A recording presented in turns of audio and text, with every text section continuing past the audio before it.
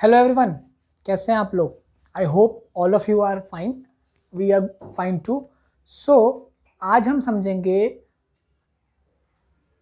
कुछ और definitions. Basic accounting term का थर्ड पार्ट है, ठीक है। तो बेसिक अकाउंटिंग टर्म में पहला डेफिनेशन है that we will going to do today is the definition of assets. Now what do you mean by assets, ठीक है। अगर मैं सिंपली बोलूं तो assets are the economic resources which will give you benefit in the future. यानी कि ऐसे economic resources, ऐसे साधन जो आपको फ्यूचर में बेनिफिट दें, कुछ फायदा पहुंचाए, उसे क्या कहेंगे हम? एसेट कहेंगे। सीधी सी बात है, ठीक है। कोई भी ऐसी चीज जो आपको फ्यूचर में इकोनॉमिक बेनिफिट दे, मनी टर्म्स में कुछ बेनिफिट दे, मॉनेटरी टर्म्स में कुछ बेनिफिट दे, तो that economic resource is known as asset, ठीक है। अब इस एसेट के टाइप है, 3 type: non current asset, current asset and fictitious asset. और एसेट सिंपली कुछ नहीं है, प्रॉपर्टी होती है जो ओन करता है कौन? बिजनेस ओन करता है। इसमें कुछ इसके साथ एक वैल्यू अटैच होती है, ये फ्यूचर में इकोनॉमिक बेनिफिट देता है और इसको हम मॉनेटरी टर्म में मेजर कर सकते हैं, ठीक है। और इसके 3 टाइप हैं: non current assets, current assets और फिक्टिशियस एसेट्स। सिंपल सी बात है। Now what do you mean bye non current asset? What do you mean bye non current asset?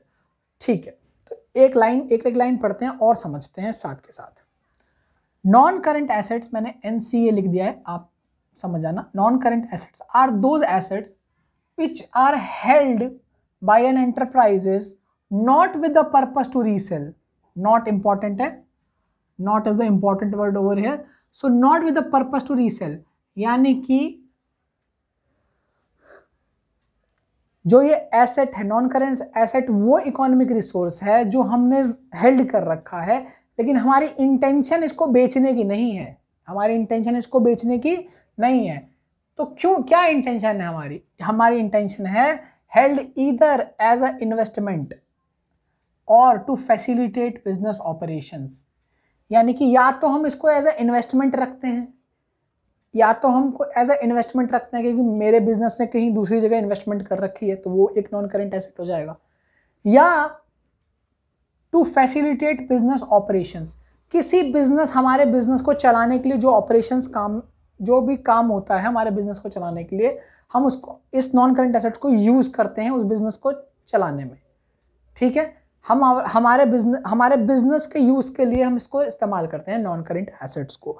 मैं एक एग्जांपल दे देता हूं, आपको बात और अच्छे से समझ में आ जाएगी।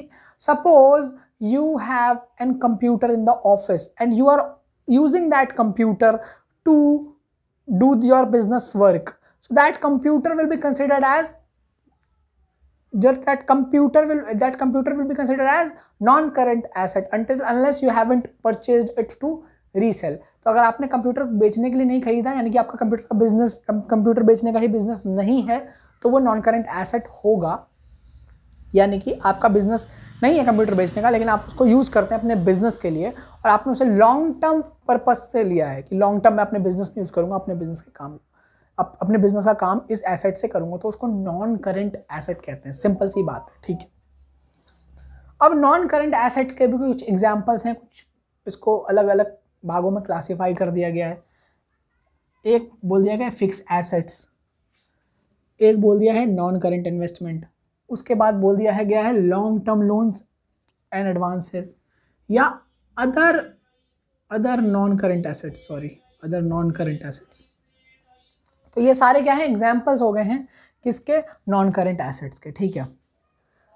तो नॉन करंट इन्वेस्टमेंट मतलब ऐसी इन्वेस्टमेंट जो कि हम 1 साल से ज्यादा के लिए करते हैं, मतलब इसको हम 1 साल से ज्यादा के लिए अपने पास रख रहे हैं, मोर देन अ ईयर, ठीक है।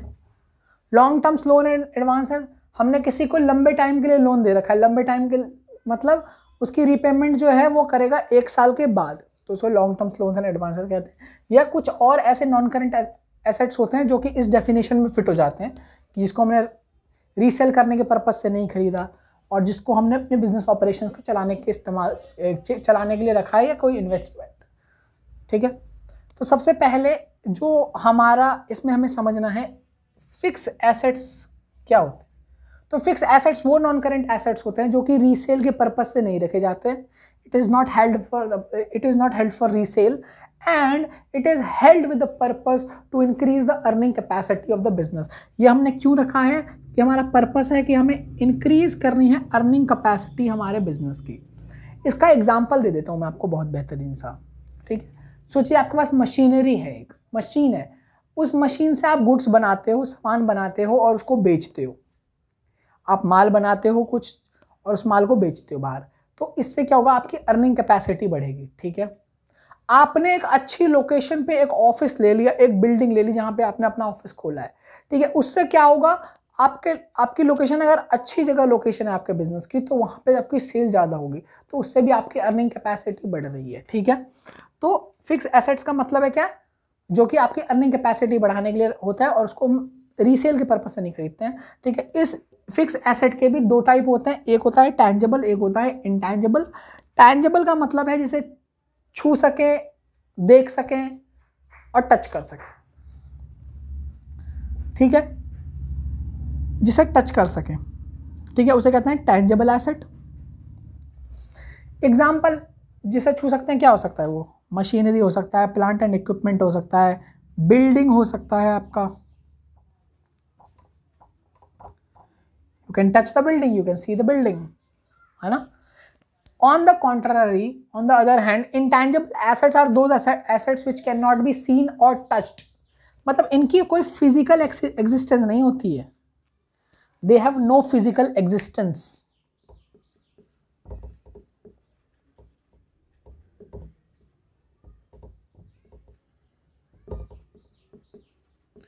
इनका कोई अस्तित्व नहीं है फिजिकली, ठीक है। Example goodwill, patent, copyright, asset. Goodwill का मतलब क्या है, आपका ब्रांड नेम, जिस ब्रांड नेम की वजह से लोग बार बार आपके पास आ रहे हैं से सामान खरीदने के लिए। पेटेंट क्या है, कब मैंने एक नई टेक्नोलॉजी बनाई, ठीक है, मेरे पास एक राइट है कि मेरी टेक्नोलॉजी मेरे पास मेरे परमिशन के बिना कोई यूज ना कर सके या उसका यूज करके प्रॉफिट ना कमा सके, तो उस राइट को पेटेंट कहते हैं, ठीक है। टेक्नोलॉजी का पेटेंट होता है। और कॉपीराइट क्या है, कॉपीराइट सोचिए मैंने एक बुक लिखी या मैं एक म्यूजिशियन हूं, मैंने एक म्यूजिक बनाया, एक वीडियो बनाई मैंने, ठीक है, मेरी परमिशन के बिना उसे ना कोई डिस्ट्रीब्यूट कर सके, ना उसका कोई मॉनेटरी बेनिफिट ले सके, यानी कि उससे उस वीडियो से कोई मॉनेटरी बेनिफिट ना ले सके, तो उसके लिए हम क्या करवाते हैं, कॉपीराइट करवाते हैं। तो ये सब एक्चुअली इंटेलेक्चुअल प्रॉपर्टीज होती है कि ऐसी प्रॉपर्टी, ऐसे राइट्स जो हमने अपने ब्रेन से,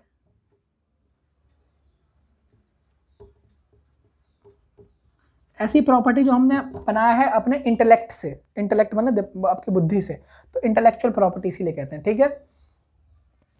तो आई होप कि you understood the concept of this non current asset. I hope you understood the concept of non current assets and let's move to the current asset, the definition of current asset.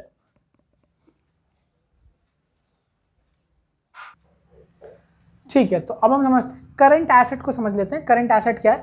भाई current asset कुछ नहीं है, वो assets हैं which are held by an enterprise with the purpose of converting them into cash, यानी कि ये keyword है कन्वर्टिंग देम इनटू कैश, यानी कि with in a short period, ठीक है। और इस शॉर्ट पीरियड का मतलब क्या है, शॉर्ट पीरियड का मतलब है with in a year, with in, यानी कि ऐसे गुड्स, ऐसे एसेट्स, यानी कि एक एसेट है और मैं इसको एक साल के अंदर अंदर कैश में कन्वर्ट कर लेता हूं। ये कैसे होगा भाई, मैं इस एसेट को बेच दूंगा एक साल के अंदर अंदर, तो ये कैश में कन्वर्ट हो जाएगा, सीधी सी बात है, क्या इसमें कोई रॉकेट साइंस थोड़ी है। तो इसको मैं बेच दूंगा, सेल कर दूंगा, तो ये कैश में कन्वर्ट हो जाएगा, ठीक है। यानी कि कभी कभी आपने देखा होगा कि जो शॉपकीपर्स होते हैं, जो बिजनेस होते हैं, वो कुछ गुड्स खरीदते हैं, they purchase some goods, so goods purchase with the purpose to sell, नहीं हाँ, purchase to sell and earn profits. तो कभी कभी क्या करते हैं, वो बेचने के पर्पस से ही खरीदते हैं। मैंने अभी एग्जांपल दिया था, दोबारा बताता हूँ एक बार। अगर एक मोबाइल डीलर है, अब मोबाइल डीलर जो है वो मोबाइल खरीदता है और उस मोबाइल को क्या करता है, सामने कस्टमर को बेच देता है। तो जो मोबाइल उसने खरीदे हैं वो उसके लिए क्या हो गया, करंट एसेट हो सकता है। ठीक है, तो goods purchase with the purpose to resale and earn profits. ठीक है, और रॉ मटेरियल्स ये भी करंट एसेट हो जाता है। अगर आपने कोई रॉ मटेरियल खरीदा, इनपुट खरीदा है, उसको उससे कुछ सामान बना के बेचने के लिए, तो उससे कुछ सामान बनाए, उसके बाद सामान को बनाने के बाद बेच देते हैं, तो रॉ मटेरियल जो होता है वो भी हमारा करंट एसेट है। स्टॉक, हम किसी का सामान हमारे गोदाम में रखा हुआ है, तो वो भी हमारा करंट एसेट है। तो यही हमारा करंट एसेट है, ऐसा एसेट जो हमने इस पर्पज से रखा है कि उसे हम कैश में कन्वर्ट कर लेंगे 1 साल के अंदर अंदर। ठीक है, यानी कि पर्पस ही बेचना है, रीसेल करना है, ठीक है, या कन्वर्ट करना है कैश में। ठीक है, तो this is the definition of current asset and you can write the example, goods purchase with the purpose to sell and earn profits, raw material, stock. So these are the examples of current assets. Now let's move to the third type of the asset, which is fictitious assets. So let's understand what is fictitious asset. उससे पहले you can note it down और हम फिर लिखते हैं।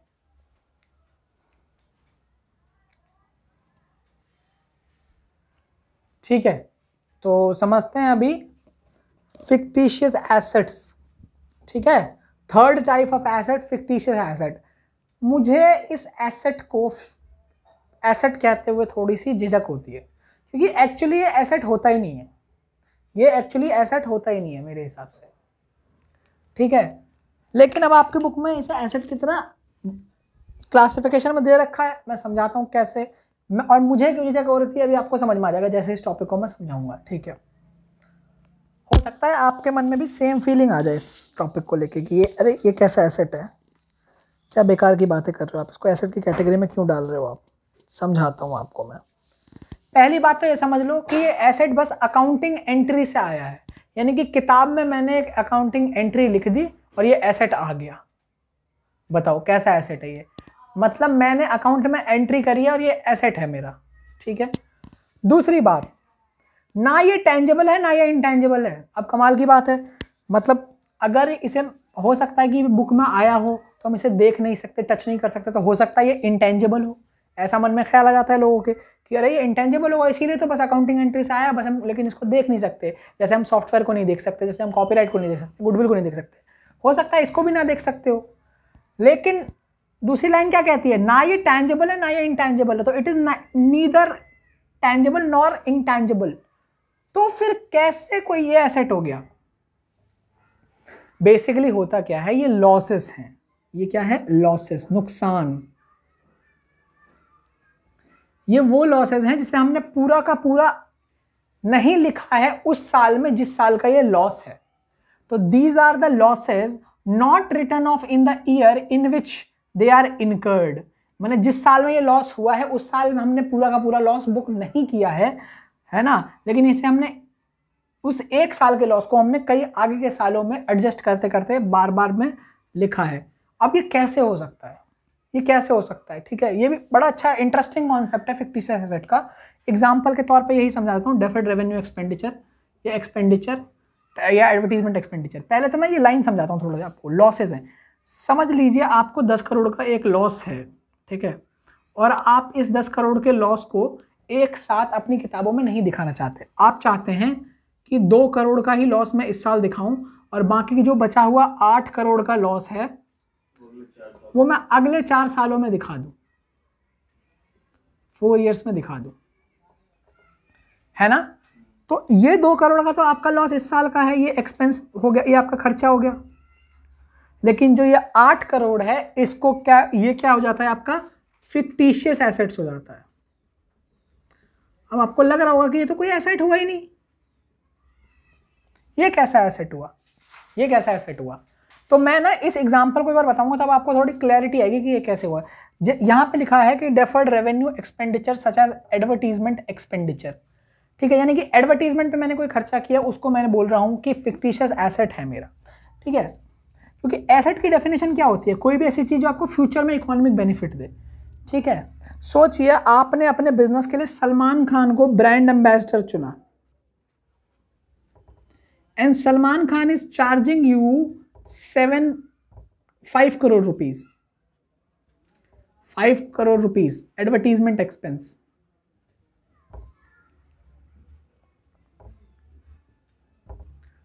तो आपको पता होगा कि अब ये 5 करोड़ रुपए में कोई ये इस एड को एक बार तो दिखा के बंद नहीं कर देंगे। इनका तो कॉन्ट्रैक्ट होता है ना कि हम 5 साल तक ये ऐड दिखाएंगे या 2-3 साल तक ये ऐड दिखाएंगे, ठीक है। तो इस खर्चे का बेनिफिट भी तो आप आगे तक ले रहे हो, ठीक है। यानी कि इस खर्चे से, ये जो आपने 5 करोड़ का खर्चा किया है, इससे आप बेनिफिट भी तो आगे 4-5 सालों तक लोगे आप। सो फॉर एग्जाम्पल आपने इसका बेनिफिट ले रहे हो आगे के 5 सालों तक, ठीक है। तो अगर आप फायदा 5 सालों तक ले रहे हो तो इस खर्चे को 1 साल में ही क्यों दिखा दोगे आप? इस खर्चे को भी आप 5 साल के टुकड़ों में तोड़ो, 5 टुकड़ों में तोड़ो और दिखाओ कि अच्छा इस साल मुझे इस ऐड से इतना मुनाफा हुआ है और उसका जो एक पोर्शन है 1 करोड़ रुपए, ठीक है, वो इसका खर्चा है। सिंपल सी बात है।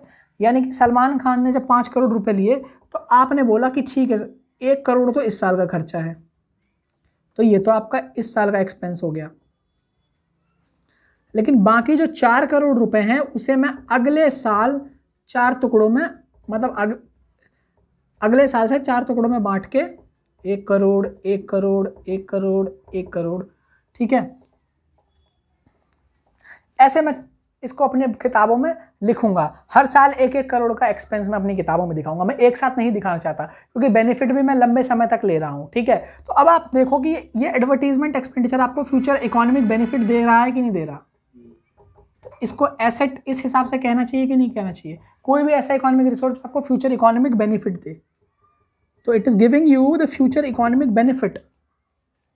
सो इसीलिए हम इसको 5 सालों तक दिखाते हैं और इसको फिक्टिशियस एसेट बोला जाता है, क्योंकि हम ये वो लॉसेस हैं जिसको हम 1 साल में रिटर्न ऑफ नहीं करते हैं। जिस साल में हुआ है उस साल में रिटर्न ऑफ नहीं करते, क्योंकि सलमान खान तुरंत 5 करोड़ आपसे ले लेगा ऐड करते ही, ठीक है। सलमान खान तुरंत आपसे 5 करोड़ ले लेगा, यानी कि आपका खर्चा तो इस साल में आपने कर दिया 5 करोड़, लेकिन आप इसको क्या कर रहे हो, आप इससे रेवेन्यू कमाओगे, इसीलिए आपको इसको डेफर कर रहे हो, आगे धीरे धीरे तोड़ तोड़ के इसको शो कर रहे हो, ठीक है। तो आप अगले 5 सालों में उसे आप दिखाएंगे, तो इसीलिए हम इसको क्या कहते हैं, fictitious asset. These are the losses not written off in the year in which they are incurred but in more than 1 accounting year या अकाउंटिंग पीरियड, ठीक है। तो ये फिक्टिशियस एसेट्स की पूरी कहानी थी। आई होप कि आपको अंडरस्टैंडिंग आ गई हो इसकी। I hope you understood the concept, and if you have any doubt you can let us know in the WhatsApp.